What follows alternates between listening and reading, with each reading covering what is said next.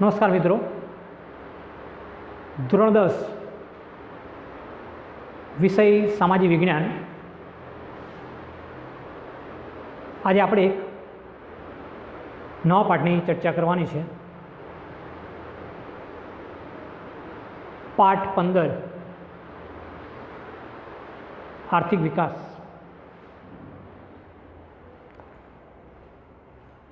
આ પાઠની અંદર દેશના આર્થિક વિકાસનો અભ્યાસ કરવાનો છે। એટલે કોઈ પણ દેશ હોય વિશ્વનો, એનો જે આર્થિક વિકાસ કેવી રીતે થઈ રહ્યો છે, એટલે આમ જોવા જઈએ તો પ્રત્યેક વ્યક્તિની પ્રત્યેક સવાલ અલગ અલગ હોય છે। એટલે સાહિત્યમાં તો એવું કહેવાય છે, એક સવાર કંઈક નવીને લઈને ઊંઘે છે। કે દરેક વ્યક્તિની એક અલગ અલગ પ્રકારની સવાર હોય છે। કેટલાક એવા લોકો ભૌતિક સુખોથી, સુવિધાઓથી ભરપૂર જીવન જીવે છે, અને કેટલાક એવા વ્યક્તિઓ પણ છે કે પોતાના જીવનનું અસ્તિત્વ ટકાવી રાખવા માટે સંઘર્ષ કરી રહ્યા છે। તો આવી પરિસ્થિતિ કેવી રીતે ઉદ્ભવી? આ પરિસ્થિતિના નિવારણ માટે કોઈ પરિસ્થિતિ ખરી, કોઈ સમસ્યાનું સમાધાન ખરું? તો એ માટે આર્થિક વિકાસ એ મહત્ત્વની બાબત છે। કે વિશ્વ અને ભારતના દેશોની અંદર કેટલાક એવા વ્યક્તિઓ પણ જોવા મળે છે કે પોતાની ભૌતિક સુવિધાઓથી ભરપૂર એમનું જીવન હોય, કે ત્યાં સુવિધાનો કોઈ ખોટ ન હોય, તો સામે પક્ષે એવા પણ વ્યક્તિઓ જોવા મળે કે પોતાના જીવનનું અસ્તિત્વ ટકાવી રાખવા માટે એમણે સંઘર્ષ કરવો પડતો હોય છે। આ બાબત એ આર્થિક વિકાસ, એટલે આર્થિક વિકાસ છે એને માત્ર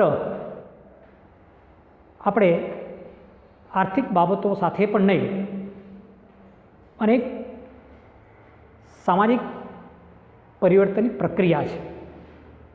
આપણે વિકાસને આર્થિક સાથે જોડી લઈએ છીએ, પણ આર્થિક દૃષ્ટિએ નહીં, પણ આર્થિક વિકાસને અનેક એવા પાસા સામાજિક પરિવર્તનની પ્રક્રિયા છે। આપણે જ્યારે વિકાસની વાતો કરીએ તો આપણે એને આર્થિક દૃષ્ટિએ મૂલવતા હોઈએ છીએ, પણ વિકાસ એ પ્રમાણે નહીં કે આર્થિક વિકાસ સામાજિક પરિવર્તનની એક પ્રક્રિયા છે। એટલે આ જે વિકાસ છે, આમ જોવા જઈએ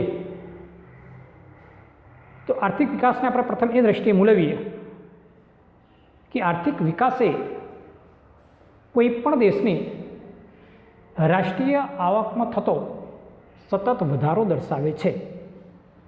એક સર્વમાન્ય વ્યાખ્યા આપણે કહીએ તો આવી જાય કે આર્થિક વિકાસ કોને કહેવામાં આવે? તો આપણે એક એમ જવાબ આપી દઈએ કે આર્થિક વિકાસ એટલે કે આવકમાં વધારો થવો। અહીંયા પણ એ જ છે કે કોઈ પણ દેશની રાષ્ટ્રીય આવકમાં થતો સતત વધારો દર્શાવે છે।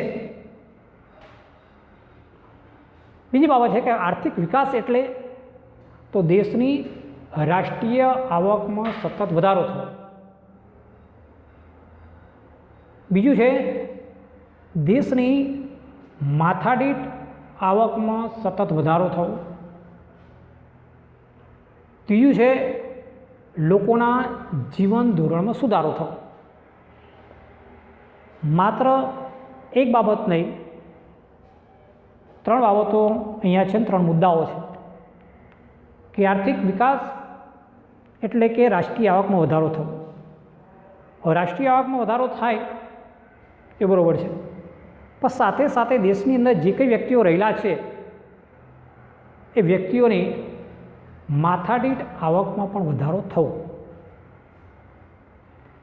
ત્રીજું કે લોકોના જીવન ધોરણમાં પણ સુધારો થવો. આ 3 બાબતો આર્થિક વિકાસ સાથે જોડાયેલી છે અને આ બાબતને આર્થિક વિકાસ કહેવામાં આવે છે. એટલે રાષ્ટ્રીય આવક એકલી પણ નહીં, વ્યક્તિની માથાદીઠ આવકમાં પણ વધારો થવો અને લોકોના જીવન ધોરણમાં પણ સુધારો થાય, આ બાબતને આર્થિક વિકાસ કહેવામાં આવે છે. દેશની આવકને રાષ્ટ્રીય આવક કહેવામાં આવે છે.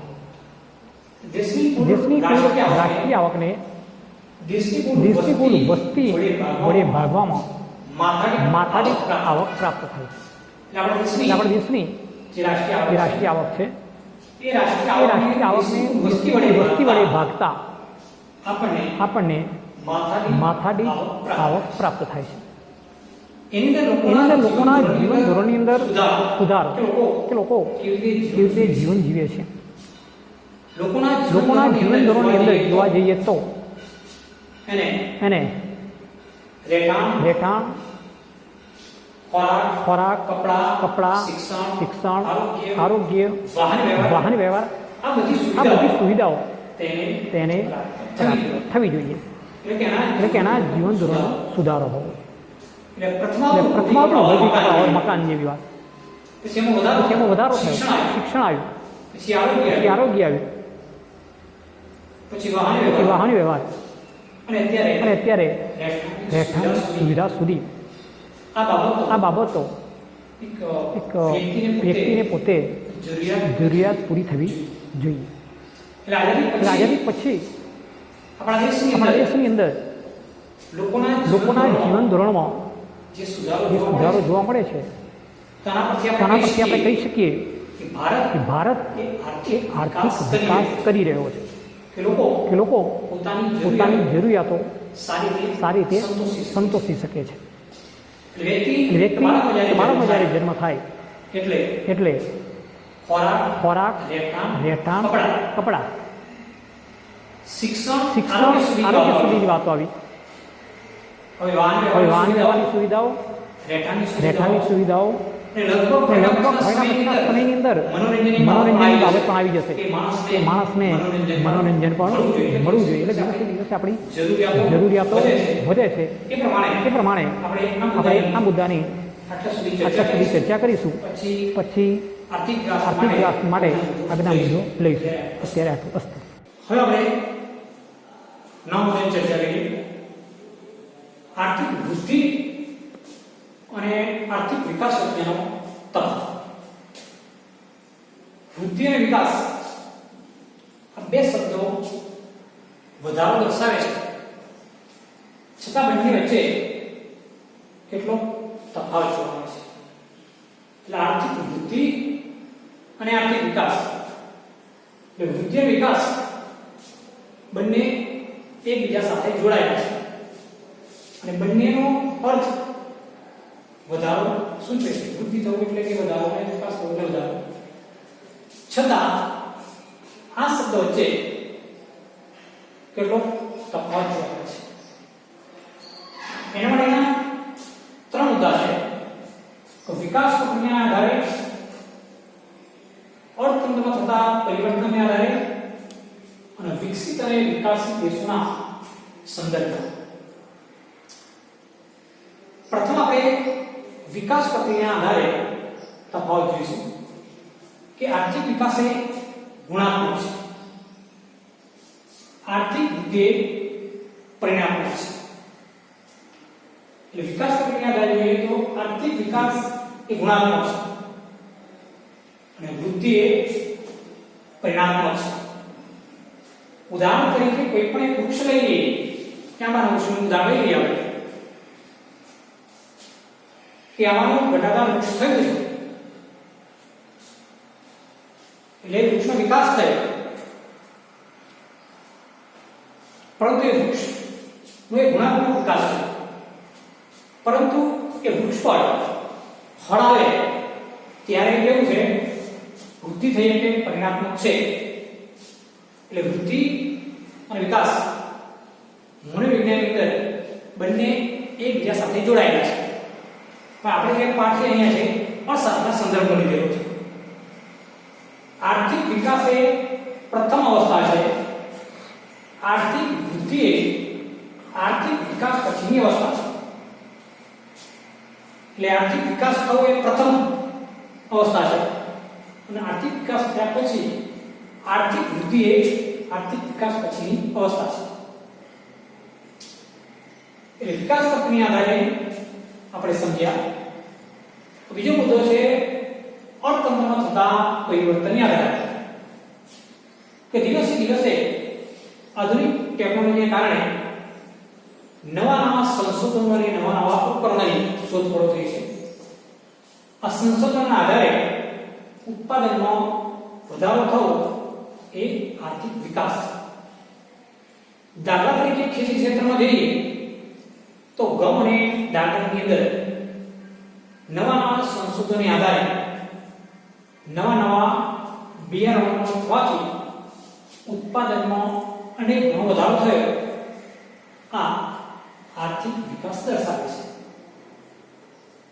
આર્થિક વિકાસ તો સાથે સાથે ખેડાણ લાયક જમીનમાં વધારો થવાથી ખેતી લાયક ઉત્પાદનમાં વધારો થયો એ આર્થિક વૃદ્ધિ કહેવામાં આવે છે. એટલે આર્થિક વિકાસ થયો ત્યારે કે નવા બિયારણો થયા, ઉપજમાં વધારો થયો, તો સામે આપણને ખેડાણ લાયક જમીનમાં જે વધારો થયો અને ખેતી લાયક જમીનમાં ઉત્પાદનમાં વધારો થયો તો આપણી આર્થિક વૃદ્ધિ છે એમ કહેવાય છે. ત્રીજો મુદ્દો છે વિકસિત અને વિકાસશીલ દેશોના સંદર્ભમાં. વિકસિત દેશોની રાષ્ટ્રીય આવકમાં થતો વધારો એ આર્થિક વૃદ્ધિ કહેવાય અને વિકાસશીલ દેશો કે આર્થિક વિકાસ એ પ્રથમ બાબત છે અને ત્યાર પછી આર્થિક વૃદ્ધિ એની પછીની અવસ્થા છે. એટલે વૃદ્ધિ અને વિકાસ એ બંને એકબીજાના પૂરક હોવા છતાં કેટલો તફાવત પણ આપણે જોયેલો છે કે વિકાસની પ્રક્રિયાની અંદર પ્રથમ બાબતે ગુણાત્મક હોવું જરૂરી છે. એટલે આર્થિક વિકાસ એ ગુણાત્મક છે અને આર્થિક વૃદ્ધિ એ પરિણાત્મક છે કે આપણને પરિણામ આપે છે. આર્થિક વિકાસ એને પ્રથમ અવસ્થા કહેવામાં આવે છે. પ્રથમ આર્થિક વિકાસ જરૂરી છે અને ત્યાર પછી આર્થિક વૃદ્ધિ જરૂરી છે. નવા સંશોધનો થાય તો નવા ઉત્પાદનો થાય તો ઉત્પાદનનો વધારો થાય તો દેશની આવકમાં જે વધારો થતો જોવા મળે એ આર્થિક વિકાસ છે. પણ સાથે સાથે અહીંયા ખેતી વિભાગનું ઉદાહરણ આપ્યું છે. ખેતી ક્ષેત્રે જે નવા બિયારણો સંશોધનો થાય છે એ બિયારણોથી ઉત્પાદનમાં જે વધારો થાય, ઉત્પાદનમાં વધારો થાય એટલે કે ખેડૂતની આવક વધારો થાય એટલે ખેડૂતનો આર્થિક વિકાસ થાય. આર્થિક વિકાસ દર્શાવે છે એની સાથે ખેડાણ લાયક જે જમીનમાં જે વધારો થવાથી ખેતી લાયક ઉત્પાદનમાં વધારો થાય તો એ આપણો આર્થિક વૃદ્ધિ કહેવામાં આવે છે. વિકસિત દેશો છે એની જે રાષ્ટ્રીય આવકમાં વધારો થાય તેને એ લોકો આર્થિક વૃદ્ધિ તરીકે ઓળખાવે છે.